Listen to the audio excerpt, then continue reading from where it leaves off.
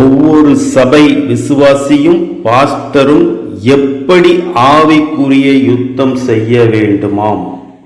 2 கொரிந்தியர் 10:3 பார்க்கும் பொழுது, எங்களுடைய போராயுதங்கள் மாம்சத்துக்கு ஏற்றவைகளாயிராமல் சத்துருவின் அரண்களை நிர்மூலமாக்க தேவ பலமுள்ளதாய் இருக்கிறது. சத்துருவின் அரண்களை எப்படி நிர்மூலமாக்குறதுன்னா, அது மாம்சத்துக்கு ஏற்ற யுத்தம் அல்ல. இந்த யுத்தம் நம்பர் 1, கத்தி கொண்டு கம்பு கொண்டு துப்பாக்கி கொண்டு யுத்தம் செய்கிற யுத்தம் அல்ல. நம்பர் 2, இது ஒரு ஸ்பிரிச்சுவல் வார். எதிரி ஆவிக்கு உரிய எதிரி, யுத்தம் ஆவிக்குரிய யுத்தம். ஆயுதமும் கண்ணுக்கு தெரியாத ஆவிக்குரிய ஆயுதம். இந்த யுத்தத்தை ஒரு விசுவாசி பாஸ்டர் எப்படி செய்யணும்னா, எபேசியர் 6:17 சொல்லுது, ஆவியின் பட்டயத்தை நீங்க எப்பொழுதும் அலர்ட்டா உங்ககிட்ட இருக்கணும். ஆவிக்குரிய ஆயுதமான ஆவியின் பட்டயம்.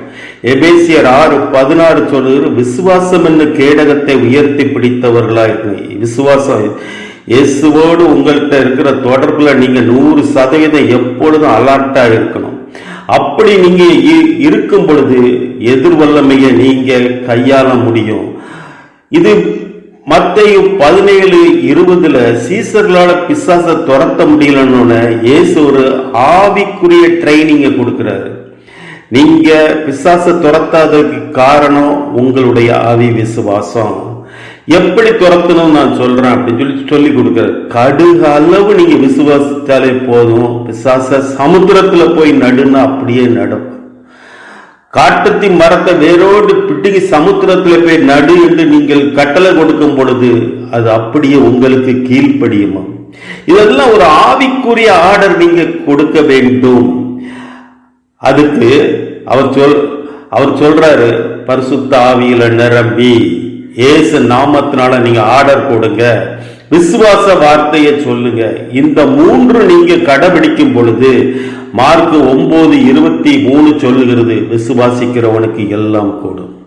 நீங்க இயேசு நாமத்தினால கட்டளை கொடுக்கும் பொழுது விசுவாசத்தோடு பரிசுத்த ஆவியில நிரம்பி நீங்க என்ன சொன்னீங்களோ அது அப்படியே நடக்கும். பிசாசு உங்களை கண்டு ஓட்டம் பிடிப்பான். வியாதிகள் சொஸ்தமாகும். உங்களை கொண்டு அற்புதம் நடக்கும். உங்களை கொண்டு விசுவாசிக்கிறவனா நடக்கும் அடையாளங்கள் உங்களை கொண்டு நடக்கும். இதெல்லாமே ஆவிக்குரிய காரியங்கள் உங்களை கொண்டு செய்கிறதுக்கு தான் தேவன் இந்த வழியை திறந்திருக்கிறார். உங்களால் கூடாத காரியம் ஒன்றுமில்லை. விசுவாசிக்கிறவனுக்கு எல்லாம் கூடும். ஆமென். அல்லேலூயா.